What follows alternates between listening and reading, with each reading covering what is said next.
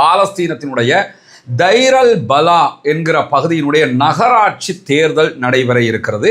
கிட்டத்தட்ட 20 ஆண்டுகளுக்கு பிறகு பாலஸ்தீனத்தின் குறிப்பாக காசாவில் ஒரு தேர்தல் நடைபெற இருக்கிறது என்பதுதான் நாம் கவனிக்க வேண்டிய முக்கியமான விவகாரமாக இருக்கிறது. பாகிஸ்தானில் பேச்சுவார்த்தைக்காக நாங்கள் தயாராக இருக்கிறோம் என்று அமெரிக்கா தொடர்ந்தும் வலியுறுத்தினாலும் இதுவரைக்கும் ஈரான் அது தொடர்பான எந்த சமிக்ஞைகளையும் கொடுக்காமல் இருக்கிறது. யுத்தத்துக்கு முன்னாடி சம்பாதிச்சதை விட யுத்தம் நடந்து கொண்டிருக்கக்கூடிய இப்ப அமெரிக்கா நான் பிளாக் பண்ணி வச்சிருக்கேன்னு சொல்றான்ல, இந்த கால பகுதிகளில் தான் அதிகமாகவே ஈரான் சம்பாதித்துக் கொண்டிருக்கிறது எண்ணெய் ஏற்றுமதி மூலமாக என்கிற செய்திகள் வெளியாக இருக்கு. எது எப்படி போனாலும் அமெரிக்காக்காரன் ஈரான்காரனுக்கு செஞ்ச பெரிய நலவே என்னன்னு கேட்டா,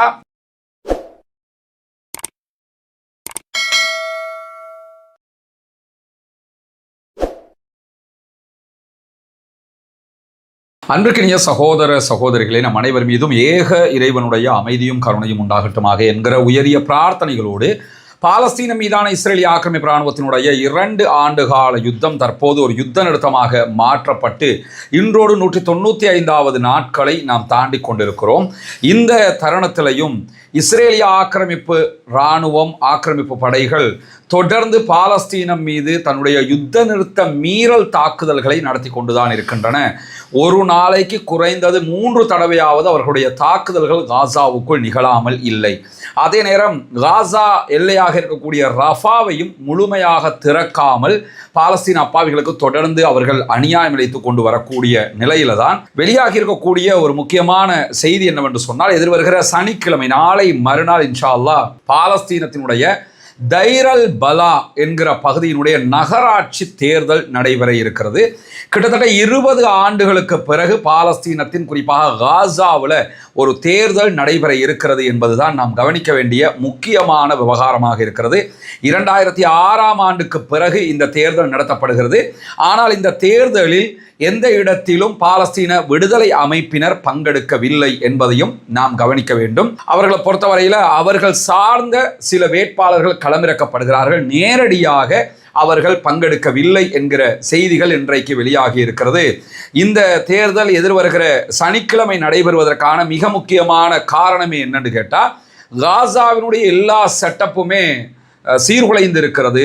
எந்த ஒரு நடைமுறைகளையும் அடுத்து செய்ய முடியாத ஒரு சூழல் இருக்கிற காரணத்தினால நேரடியாக தேர்தல் நடத்தப்படுகிறது. அதன் மூலமாக நகராட்சி உறுப்பினர்கள் தேர்வு செய்யப்படுகிற போது அங்கு ஓரளவுக்கு குடிநீர், அதே போன்று ட்ரைனேஜ் சிஸ்டங்கள் என்று ஒரு நாட்டினுடைய அடிப்படையான வேலைகளை செய்வதற்கான அடுத்த கட்டமைப்பு உருவாக்கப்படும் என்பதற்காகத்தான் இந்த காரியங்கள் ஏற்பாடு செய்யப்பட்டிருக்கிறது. குறிப்பாக இந்த சமாதான நடவடிக்கை காரணமாக ஆல்ரெடி பாலஸ்தீன விடுதலை அமைப்பினர் தங்களுடைய ஆட்சியை கட்டங்கட்டமாக இன்னொரு குழுவுக்கு ஒப்படைப்பதற்கு தயார் என்று அறிவித்திருக்கிறார்கள். அந்த அடிப்படையில் நேரடியாக அவங்க தேர்தலில் போட்டியிடலை, அதற்கு பதிலாக அவர்களுடைய ஆதரவு பெற்றவர்கள் தேர்தலில் போட்டியிடுவார்கள். எது எப்படி போனாலும் அந்த கண்ட்ரோல் அவர்களுடைய கையில் தான் இருக்க போகிறது என்பதிலும் எந்த மாற்றமும் கிடையாது. பொறுத்திருந்து பார்ப்போம். சனிக்கிழமை தைர் அல் பலாவினுடைய தேர்தல்களுடைய நிலை என்னவாகிறது, அதனுடைய ரிசல்ட் எப்படி வரப்போகிறது என்பதையெல்லாம் உங்களோடு நாம் பகிர்ந்து கொள்ள தயாராக இருக்கிறோம். அதே நேரத்தில் இன்றைக்கு பல முக்கியமான செய்திகள் வெளியாகி இருக்கிறது. குறிப்பாக ஹொர்முஸ் ஜலசந்தி மூடப்பட்டிருக்கிறது. ஈரான் ஆல்ரெடி அதை மூடி வச்சிருக்கிறாங்க. ஈரானுக்கு செல்கிற கப்பல்களுக்கு நாங்கள் தடை விதிக்கிறோம் என்று சொல்லி அமெரிக்காவும் நாங்களும் ஹொர்முஸை மூடி இருக்கிறோம் என்று சொல்லி இருக்கிறாங்க. இருந்தாலும் ஒருபுறம் இரு தரப்புமே நாங்க மூடி இருக்கிறோம் என்கிற செய்திகளை சொல்லிக் கொண்டிருந்தாலும் அமெரிக்கா இதுவரைக்கும் ஈரானுடைய கப்பல் ஒன்றை கைப்பற்றி இருக்கிறது. முழுமையாக கைப்பற்றியதற்கு பதிலடியாக அமெரிக்காவுக்கு ஆதரவான இஸ்ரேலுடைய கப்பல்கள் என்று அறிவிக்கப்படக்கூடிய 2 கப்பல்களை நேரடியாக ஈரான் கைப்பற்றி இருக்கிறது. அவர்களுடைய பந்தர் அப்பாஸ் துறைமுகத்திற்கு அதை எடுத்து சென்றிருக்கிறார்கள் என்கிற செய்திகள் வெளியாகி இருக்கிற அதே நேரத்தில் ஈரான் மேலதிகமாக இன்னொரு கப்பல் மீது தாக்குதல்களையும் நடத்தி இருக்கிறார்கள். எனவே ஹொர்முஸ் ஜலசந்திங்கிறது எங்க அந்த கண்ட்ரோலில் தான் இருக்குது, உங்க கையில் இல்லை என்கிறத திரும்ப ஈரான் உலகத்திற்கு காட்டிக் கொண்டிருக்கக்கூடிய சூழல்ல பாகிஸ்தானில் பேச்சுவார்த்தைக்காக நாங்கள் தயாராக இருக்கிறோம் என்று அமெரிக்கா தொடர்ந்தும் வலியுறுத்தினாலும் இதுவரைக்கும் ஈரான் அது தொடர்பான எந்த சமிக்ஞைகளையும் கொடுக்காமல் இருக்கிறது. 2 தரப்புக்கும் இடையில ஒரு இழுபறியாக இருக்கக்கூடிய விஷயமே என்னன்னா, ஈரானுடைய யுரேனியம், செறிவூட்டப்பட்ட யுரேனிய விவகாரம் தான். செறிவூட்டப்பட்ட யுரேனியத்தை எங்ககிட்ட நீங்கள் தரணும்னு அமெரிக்கா கேட்குறாங்க. ஆனால் அமெரிக்க அதிபரை பொறுத்தவரையில் என்ன ட்வீட் போடுவாருன்னு நாங்கள் எல்லாத்தையுமே அழிச்சிட்டோம்பாரு. ஆனால் பேச்சுவார்த்தையில் வந்து உட்காந்துக்கிட்டு அதை எங்ககிட்ட தந்துருங்க அப்படின்னு சொல்லுவார். இந்த நிலை தொடர்ந்து கொண்டே இருக்கும்போது அந்த யுரேனியம் செறிவூட்டல் என்பது எங்களுடைய நாலேஜ் சார்ந்த விஷயம். நாங்கள் கஷ்டப்பட்டு உருவாக்கி எங்களுடைய அறிவையே உங்ககிட்ட அடமானம் வைக்க வேண்டிய தேவை எங்களுக்கு கிடையாது. எனவே நாங்கள் அதை தரமாட்டோம் என்பதில் உறுதியாக இருக்கிறது ஈரானுடைய தரப்பு என்பதால் தான் இந்த பேச்சுவார்த்தைகள் ரொம்ப இழுபறியாக இருக்கக்கூடிய சூழலில் தான் நாங்கள் ஹொர்முஸை மூடினா என்ன பண்ணுறீங்கன்னு பார்ப்போம்னு சொல்லி அமெரிக்கா ஒரு வேலையை பார்த்தாங்க. நான் அதையும் மீறி ஈரான் செயல்பட்டு வருகிறது என்பதை நாம் இன்றைய வீடியோவில் முழுமையாக நீங்கள் தெரிந்து கொள்ள முடியும் என்கிற நிலையில் இன்றைக்கு ஈரானுடைய நாடாளுமன்ற துணை சபாநாயகர் வெளியிட்டிருக்கக்கூடிய அறிவிப்பு இன்றைக்கு வெளியாகி இருக்கிறது. ஹமீத் ரசா ஹாஜி பபாயி என்கிறவர் வெளியிட்டிருக்கக்கூடிய அறிவிப்பில் ஹொர்முஸ் ஜலசந்தியில் சுங்க கட்டணத்தினுடைய முதல் வருவாயை ஈரான் ஈட்டி இருக்கிறது என்கிற தகவலை தெரிவித்திருக்கிறார். ஹொர்முஸ்ல இருந்து எந்த கப்பல் போகணும்னாலும் வரணும்னாலும் எங்களுக்கு டோல்கேட் நாங்கள் அமைச்சிருக்கிறோம், பணம் கட்டிட்டு தான் போகணும்னு ஈரான் அறிவிச்சிருக்கிறாங்க. இதற்கு முன்பதாகவும் பல கப்பல்கள் பணம் கட்டிட்டு போனதாக செய்திகள் வந்தாலும் அதை நேரடியாக உறுதிப்படுத்த முடியாமல் இருந்தது. ஆனால் இன்றைக்கு ஈரானுடைய நாடாளுமன்றத்தின் துணை சபாநாயகரே வெளிப்படையாக ஒரு செய்தியை வெளியிட்டிருக்கிறார். ஈரானுடைய சென்ட்ரல் பேங்க்ல நேரடியாக முதலாவது கப்பலுக்கான பணம் செலுத்தப்பட்டிருக்கிறது. எனவே நாங்கள் இப்போ அங்கிருந்தும் சம்பாதிக்க ஆரம்பிச்சிருக்கிறோம் என்று சொல்லியிருக்கிறார். $2 மில்லியன் கட்டிட்டு தான் ஹொர்முஸ் வழியாக பயணிக்க வேண்டும் என்கிற சட்டத்தை ஈரான் அறிவித்திருக்கக்கூடிய நிலையில அமெரிக்காவினுடைய தடைகளுக்கு பிறகு 10 மில்லியனுக்கும் அதிகமான ஈரானுடைய எண்ணெய்கள் வளைகுடாவை விட்டு வெளியேறி இருக்கிறது என்று சொல்லி இன்றைக்கு எரிசக்திகளை ஆய்வு செய்யக்கூடிய நிறுவனங்கள் வெளியிட்டிருக்கக்கூடிய செய்திகளை AFP உள்ளிட்ட பல செய்தி ஊடகங்களும் செய்தியாக மாற்றி இருக்கின்றன. குறிப்பாக நீங்கள் பார்த்தீங்கன்னா இந்த காலகட்டத்தில் முழுவதுமாக எண்ணெய் விற்பனையில் சம்பாதிச்சது யாருன்னு கேட்டால் ஈரான் தான் சம்பாதிச்சிருக்கிறாங்க. உலக அளவில் இந்த எரிசக்தி அதே போன்று சரக்கு விவகாரங்களில் கவனம் செலுத்தக்கூடிய வர்த்தக பகுப்பாய்வு நிறுவனமாக அறியப்படக்கூடிய வோடெக்ஸா வெளியிட்டிருக்கக்கூடிய அறிவிப்பை இன்னைக்கு அல் ஜசீரா சுட்டி காட்டுறாங்க. அதில் ஈரானுடைய தொடர்புடைய கிட்டத்தட்ட 34 எண்ணெய் கப்பல்கள் வளைகுடாவுக்கு உள்ள போய் வெளியே சென்றிருக்கின்றன. இந்த கால பகுதிகளுக்குள்ளாக உள்ள போய் தேவையான சரக்குகளை ஈரானுக்கு கொடுத்தும் இருக்கிறாங்க. ஈரான்கிட்ட இருந்து ஏற்ற வேண்டிய எண்ணெய்களை ஏற்றுக்கொண்டு வெளிநாடுகளுக்கு போயும் இருக்கிறாங்க என்று சொல்லிட்டு வெளியே போயிருக்கக்கூடிய 6 கப்பல்களில் சுமார் 10.7 மில்லியன் பீப்பாய்களை கொண்டு ஈரானுடைய கச்சா எண்ணெய்கள் வெளியே கொண்டு செல்லப்பட்டிருக்கின்றன என்கிற தகவல்கள் சொல்லப்பட்டிருக்கு. ஆனால் அமெரிக்க அதிபர் என்ன சொல்றாரு, நாங்கள் அப்படியே சுற்றி வளைச்சிட்டோம், ஈரானுக்கு நகர முடியாது, அப்படி பிடிச்சி வச்சிருக்கிறோம்னு சொல்லிக்கிட்டு இருக்கிறாரு. ஆனால் அதை மீறி 10.7 மில்லியன் பீப்பாய்கள் பேரல்கள் கச்சா எண்ணெய் கொண்டு செல்லப்பட்டிருக்கிறது என்று சொல்லி சொன்னா 10 மில்லியன் என்று சொல்லி சொன்னாலே 1 கோடி தாண்டிய பேரல்களை இன்னைக்கு அவங்க இதுவரைக்கும் கொண்டு போயிருக்கிறாங்க. அவ்வளவு பெரிய பிசினஸ் சொன்ன ஈரான் பண்ணிக்கிட்டு. இன்னும் சொல்ல போனா வர்த்தக புலனாய்வு நிறுவனமாக இருக்கக்கூடிய கெப்லருடைய அறிவிப்பை அல் ஜசீரா எடுத்து சுட்டி காட்டி இருக்கிறாங்க. இன்றைக்கு பிரஸ் டிவி ஈரானுடைய தொலைக்காட்சியும் இந்த செய்திகளை சுட்டி காட்டி இருக்கின்றன. அதுல அவங்க என்ன சொல்றாங்கன்னா, ஈரான் மார்ச் மாதத்துல மட்டும் ஒரு நாளைக்கு 1.84 மில்லியன் பீப்பாய்கள் பேரல்கள் கச்சா எண்ணெயை ஏற்றுமதி செய்திருக்கிறது. அமெரிக்கா என்ன சொல்றாங்கன்னா, நாங்க ஹொர்முஸை மூடி வச்சிருக்கிறோம், ஈரானுடைய எந்த கப்பலுக்கும் போக முடியாதுங்கிறாங்க.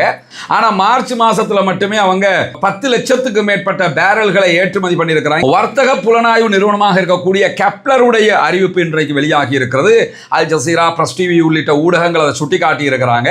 அதுல அவங்க சொல்லக்கூடிய செய்தி என்னன்னா, மார்ச் 15 முதலாக ஏப்ரல் 14 வரைக்கும், மார்ச் மாதம் 15 இருந்து ஏப்ரல் 14ஆம் தேதி வரைக்கும் உண்டான காலப்பகுதியை ஆய்வு பண்ணியிருக்கிறாங்க. அது வரைக்குமே ஈரான் 55.22 மில்லியன் பீப்பாய்கள் எண்ணெய் ஏற்றுமதி செய்திருக்கிறது. இந்த காலப்பகுதிக்குள்ள மட்டும் 55 மில்லியன் என்று சொன்னா அப்ப எவ்வளவு பேரல்களை அவங்க ஏற்றுமதி செஞ்சிருக்கிறாங்கிறத கவனிச்சு பாருங்க. அது மட்டும் இல்லாம ஈரானுடைய எண்ணெயினுடைய ஒரு பீப்பாய்க்கான விலை, ஒரு பேரல் விலை கடந்த ஒரு மாதத்தில் $90 கீழே வரவே இல்லை. குறைஞ்சது $90 வித்திருக்கிறாங்க. பல நாட்களில் அதனுடைய விலை ஒரு பேரலுங்கிறது $100 வரைக்கும் போயிருக்குது. ஒரு பேரல் $100 கணக்கு பிரகாரம் ஈரான் கடந்த ஒரு மாதத்தில் எண்ணெய் ஏற்றுமதி மூலமாக மொத்தமாக 4.97 பில்லியன் அமெரிக்க டாலர்களை ஈட்டி இருக்கிறார்கள். 4.97 பில்லியன், கிட்டத்தட்ட 5 பில்லியன் அமெரிக்க டாலர்களை இந்த ஒரு மாசத்துக்குள்ள ஈரான் சம்பாதிச்சிருக்கிறாங்க. இதுல இருக்கக்கூடிய ஷாக் நியூஸ் என்னன்னு கேட்டா, போர் தொடங்குறதுக்கு முன்னாடி, யுத்தத்துக்கு முன்னாடி நீங்க எடுத்துக்கிட்டீங்கன்னா ஒரு மாதத்துக்குள்ள ஈரானுடைய சம்பாத்தியம், ஈரானுடைய எண்ணெய் ஏற்றுமதியினுடைய வருவாயாக 3.45 பில்லியன் அமெரிக்க டாலர்கள் தான் இருந்தது. கிட்டத்தட்ட 3.5 பில்லியன் நினைச்சுக்கிறங்க. இப்ப 5 பில்லியன் வரைக்கும் அவங்க பிசினஸ் பண்ணிக்கிட்டு இருக்கிறாங்க. ஈரானுடைய ஏற்றுமதியின் மூலமாக 40% வருமானத்தை கூடுதலாக ஈரான் பெற்றுக்கொண்டிருக்கிறது என்கிற செய்திகள் வெளியாகி கொண்டிருக்கிறது. யுத்தத்துக்கு முன்னாடி சம்பாதிச்சதை விட யுத்தம் நடந்து கொண்டிருக்கக்கூடிய இப்ப அமெரிக்கா நான் பிளாக் பண்ணி வச்சிருக்கேன்னு சொல்றான்ல, இந்த கால பகுதிகளில் தான் அதிகமாகவே ஈரான் சம்பாதித்துக் கொண்டிருக்கிறது எண்ணெய் ஏற்றுமதி மூலமாக என்கிற செய்திகள் வெளியாக இருக்கு. எது எப்படி போனாலும் அமெரிக்காக்காரன் ஈரான்காரனுக்கு செஞ்ச பெரிய நலவே என்னன்னு கேட்டா, இதுவரைக்கும் பொருளாதார தடை என்று சொல்லி சம்பாத்தியத்துக்கு வருமானத்துக்கு தடைகளை விதித்து கொண்டிருந்தார்கள். இப்ப நிஜமாகவே தடையை விதிச்சு முழுமையாக பிசினஸுக்குரிய வழியை செஞ்சு கொடுத்துருக்கிறாங்க. நல்லபடியா வியாபாரம் பண்ணிக்கிட்டு இருந்த குவைத்துக்கு, பஹ்ரைனுக்கு, சவுதிக்கு, இந்த நாடுகள் எதுக்குமே பிசினஸ் கிடையாது, எதையுமே ஏற்றுமதி செய்ய முடியாது. ஏன்னா ஹொர்முஸ் மூடப்பட்டிருக்குது. வியாபாரமே செய்ய முடியாமல் இருந்த ஈரான் ஜெகஜோதியாக சூப்பராக பிசினஸ் பண்ணிக்கிட்டு இருக்கிறாங்க என்கிற தகவல்கள் வெளியாகி கொண்டிருக்கிறது. ட்ரம்ப் செஞ்ச மிகப்பெரிய நலவாக இதைத்தான் பார்க்க முடியும். உலக நாடுகள் எவ்வளவு பெரிய மோசமான கேவலமான ஒரு நடத்தையாக அவருடைய செயல்பாடுகள் உலக நாடுகளுக்கு மாறி இருக்கிறதுங்கிற, ஈரானுக்கு நலவு மற்ற நாடுகளுக்கு எப்படி இருக்குங்கிறத யோசிச்சு பாருங்க. சும்மாவே இருந்திருக்கலாமடா, அவன் பாட்டுக்கு அவன் இருந்தா எங்க பாட்டுக்கு நாங்க இருந்தோம், இப்படி செஞ்சுட்டியே என்று யோசிக்கிற அளவுக்கு நிலைமை மாறிக்கொண்டு இருக்கக்கூடிய சூழல்ல இந்த ஹொர்முஸ் ஜலசந்தி பகுதி 1400 சதுர கிலோமீட்டர் பரப்பளவு உள்ள ஆபத்தான மண்டலமாக ஈரான் அறிவித்திருக்கிறது.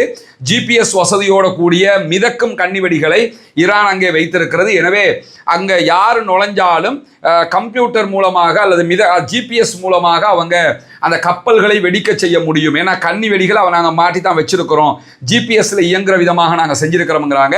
இந்த கன்னி வெடிகளை அகற்ற வேண்டும்னாலே கிட்டத்தட்ட 6 மாதம் பிடிக்குமா. 6 மாசத்துக்கு வேலை செஞ்சா மட்டும்தான் கன்னி வெடிகளை அகற்றி முடிக்க முடியும். எனவே முதல்ல ஈரான் கேட்கறத அமெரிக்கா கொடுத்துட்டு சமாதானத்துக்கு போனா மட்டும்தான் இது சாத்தியப்படும். இல்லைன்னா கப்பல்கள் வெடித்து சிதறும்ங்கிறதுல எந்த மாற்றமும் கிடையாது. இப்படியான ஒரு சூழ்நிலையில இன்றைக்கு அமெரிக்க அதிபர் விடுத்திருக்கக்கூடிய அறிவிப்பில் என்ன சொல்றாருன்னா, கன்னி வெடிகளை ஹொர்முஸ் ஜலசந்தி பகுதிகளிலே பதிக்கக்கூடிய ஈரானுடைய படகுகள் மீது சுட்டு அழித்து தாக்குதல் நடத்துங்கள் என்று தான் உத்தரவிட்டிருக்கிறேன் என்று சொல்லி இருக்கிறார். யாராவது கன்னி வெடிகளை கொண்டு வச்சாங்கன்னு சொன்னா அவங்கள சுட்டு தள்ளுங்க அப்படின்னு சொல்லி அமெரிக்க அதிபர் அறிவித்தல் விடுத்திருக்கிறாராம். அவன் தான் இந்த யுத்தத்துக்கு முன்னாடியே வச்சுட்டானே, இப்ப என்ன புதுசா வைக்கிறது? இப்ப வச்சா சுட்டு தள்ளட்டான், ஆல்ரெடி வச்சது என்ன பண்ண போறீங்க? அதை யோசிக்கணுமா இல்லையா? அவன் ஆல்ரெடி அங்க செஞ்சு வச்சிருக்கக்கூடிய ஒரு சூழல் இருக்கக்கூடிய நேரத்தில் அமெரிக்க கப்பல்களுக்கு எதிராக தாக்குதல் நடத்துவதற்கு ஐஆர்ஜிசியினுடைய படைகள் எந்த நேரமும் தயார் நிலையில் இருக்கின்றன என்கிற செய்தியை ஐஆர்ஜிசி சார்பாக இன்றைக்கு நீதித்துறை தலைவரும் வெளியிட்டிருக்கிறார். குறிப்பாக அமெரிக்காவினுடைய கப்பல்கள் ஹொர்முஸ் எல்லைக்குள்ள வந்தது என்று சொன்னால், எங்களை நோக்கி வந்தால் அவற்றை கண்டிப்பாக தாக்கி அளிப்போம்ங்கிறாங்க. அதற்காக அதிவேக படகுகள், ஆளில்லா நீர்மூழ்கி கப்பல்களை கொண்ட திரள் படை காத்திருக்கிறது என்று சொல்லி நீதித்துறை தலைவர் அறிவித்தல் விடுத்திருக்கிறது. மட்டுமல்லாமல் ஈரானுடைய தெற்கு பகுதியில் இருக்கக்கூடிய ஃபரூர் தீவுல கடல் குகைகளுக்குள்ள இருந்து அமெரிக்க கப்பல்களுக்கு எதிராக இந்த படகுகள் வேகமாக செயல்பட்டு தாக்குதல் நடத்த தயாராக இருக்கிறது என்றும் சொல்லி இருக்கிறார்கள். கடல்ல இருக்கக்கூடிய பெரிய பெரிய மலைகள் இருக்கிறது ஹொர்முஸ் பகுதிகளில். அந்த மலைகளில் குகைகளை தோண்டி அங்கதான் ஈரான் என்ன பண்ணியிருக்கிறாங்கன்னு கேட்டா இந்த தாக்குதல் போட்டை எல்லாம் நிறுத்தி இருக்கிறாங்க.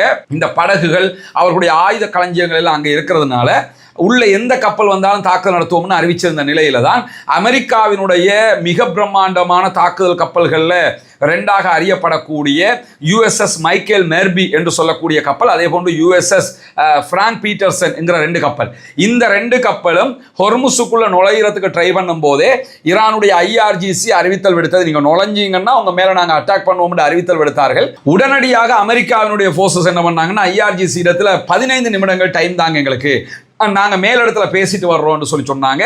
நீங்க உடனடியாக பேசிட்டு முடிவெடுக்கணும், இல்லைன்னா 16 க்ரூஸ் ஏவுகணைகள் மூலமாக உங்களை தாக்குவோம் என்று சொல்லி இருந்தார்கள். க்ரூஸ் ஏவுகணைங்கிறது கப்பலை தாக்குறதுக்காக தயாரித்து வைத்திருக்கிறது ஈரான். எனவே அந்த தாக்குதல் நடத்தப்படும் என்று சொன்னதோட உடனடியாக 15 நிமிடங்களுக்குள்ளாக எங்க மேல நீங்க அட்டாக் பண்ணிட வேணாம், நாங்கள் ரிட்டர்ன் போயிடுறோம் என்று சொல்லி அமெரிக்காவுடைய 2 கப்பல்களும் திரும்பி போயிருக்கின்றன என்கிற செய்திகளையும் இன்றைக்கு பிரஸ் டிவி வெளியிட்டிருக்கிறத நம்ம பார்க்க முடிகிறோம். அதே நேரத்தில் அமெரிக்காவினுடைய அதிபர் என்ன சொல்றாருன்னா, ஈரானுக்குள்ள சட்டம் ஒழுங்கு சீர்குலைந்திருக்கிறது, ஈரானுடைய ஆட்சி குலைந்திருக்கிறது, ஈரானுடைய இராணுவத்துக்குள்ள குழப்பம் வந்திருக்கிறது என்றெல்லாம் சொல்லிக்கிட்டே இருக்கிறார். ஆனால் உண்மையிலேயே குழம்பி போயிருக்கிறது ஈரான் கிடையாது, அமெரிக்காவினுடைய இராணுவம் தான்ங்கிறத இன்னைக்கு வெளியாகி இருக்கக்கூடிய செய்திகளை நம்ம புரிஞ்சு கொள்ள முடியும். குறிப்பாக பென்டகன் சார்பாக எக்ஸத் இன்னைக்கு என்ன பண்ணியிருக்கிறார்னு கேட்டால் அமெரிக்காவினுடைய கடற்படை செயலாளர் பெலன் என்கிறவரையும் பதவி நீக்கி இருக்கிறார். ஏற்கனவே ஏப்ரல் முதல் வாரத்தில் அவர் செய்த ஒரு காரியம்தான் இராணுவ தலைமை தளபதியாக செயல்பட்ட ஜெனரல் ராண்டி ஏ ஜார்ஜ் என்கிறவரையும் பதவி நீக்கி இருந்தார். இப்பொழுது என்ன பண்ணியிருக்கிறாருன்னு கேட்டால் இந்த கடற்படையினுடைய செயலாளராக செயல்பட்ட பெலன் என்கிறவரையும் பதவி நீக்கி இருக்கிறாரு. காரணம் என்னன்னா, ஈரானுக்கு எதிரான தாக்குதல்களில் இவங்க கரெக்டாக பெர்ஃபார்ம் பண்ணலை அப்படிங்கிறது அவருடைய அறிவிப்பாக இருக்கிறது. குறிப்பாக அமெரிக்க இராணுவம் ஈரானை தோற்கடிக்க தவறிவிட்டதற்காக வெக்கங்கெட்டு போய் இந்த மாதிரி ஆக்களை பதவி நீக்கம் வேலைகளை எல்லாம் செய்து கொண்டிருக்கிறார்கள் என்கிற செய்திகளுக்கு மத்தியில் இன்றைக்கு ஈரான் சார்பாக இன்றைக்கும் இஸ்ரேலுக்கு உளவு பார்த்த இஸ்ரேலுடைய மொசாதுடன் தொடர்பு வைத்துக் கொண்டிருந்த சுல்தான் அலி ஷிர்தாசி என்கிற ஒருவருக்கு மரண தண்டனை நிறைவேற்றப்பட்டிருக்கிறது. ஈரானிலே அவருக்கு எதிரான சாட்சியங்கள் உறுதிப்படுத்தப்பட்டிருக்கிறது. குற்றங்கள் நிரூபிக்கப்பட்டிருக்கக்கூடிய காரணத்தினால அவர் மேல நீதித்துறை மரண தண்டனை நிறைவேற்றி இருக்கிறது என்கிற செய்திகளும் இன்றைக்கு வெளியாகி இருப்பதை நம்ம பார்க்க முடியும். தொடர்ந்தும் ஈரானுக்கும் அமெரிக்காவுக்கும் இடையிலான இந்த முருகல் நிலை தொடர்ந்து கொண்டிருக்கிறது. அமெரிக்கா சொல்வதை கேட்பதற்கு ஈரான் தயாரில்லை. ஆனால் ஈரான் சொல்வதை கேட்டுக்கொண்டால் அமெரிக்காவுக்கு அது சாதகமாக அமையும் என்பதுதான் ஆய்வாளர்களுடைய நிலைப்பாடாக இருக்கிறது. பொறுத்திருந்து பார்ப்போம் என்னவெல்லாம் நடக்கிறது என்பதை. ஆக்கிரமிப்புகள் ஓய வேண்டும், ஆக்கிரமிப்பாளர்கள் ஓய வேண்டும். காசா, லெபனான், ஈரான் உள்ளிட்ட பகுதிகளில் ஆக்கிரமிப்பாளர்களால் நடத்தப்படுகிற அப்பாவிகளுக்கு எதிரான தாக்குதல்கள் நிறுத்தப்பட வேண்டும் என்று அல்லாஹ்விடத்தில் பிரார்த்தனை செய்கிற அதே நேரம் தொடர்ந்தும் ஜனநாயக ரீதியாக குரல் எழுப்புவோமாக. வாஹிர் தஅவானா அல்ஹம்துலில்லாஹி ரப்பில் ஆலமீன்.